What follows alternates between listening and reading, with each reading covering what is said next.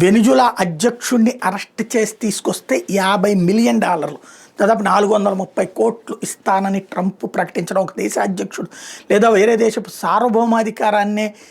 లాగేసుకునే ప్రయత్నం, అంత అహంకారపూరితమైనటువంటి ధోరణి, మేమే గ్రేట్ అన్నటువంటి బలుపు ఎందుకు అమెరికాది అన్నటువంటి పాయింట్ విమర్శలకి అక్కడ చెప్తున్నటువంటిది ఏంటంటే, వెనిజులా అధ్యక్షుడు దానికి ముందు రెచ్చగొట్టాడంట ట్రంప్ని. ఏంటయ్యా అంటే $50 మిలియన్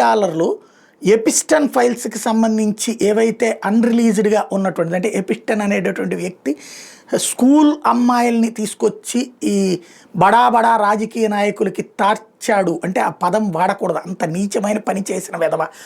ఆ ఎపిస్టన్ ఫైల్స్ అవన్నీ రికార్డ్ చేశాడు అన్నటువంటి పాయింట్ ఏదైతే ఉందో, అవి మొన్ననే దాని మీద ట్రంప్ మీద ఎలన్ మాస్క్ ఆరోపణలు కూడా చేశాడు కదా, అవి ఏవైతే ఇంకా రిలీజ్ కాని వీడియోలకి $50 మిలియన్ ఇస్తానని చెప్పేసి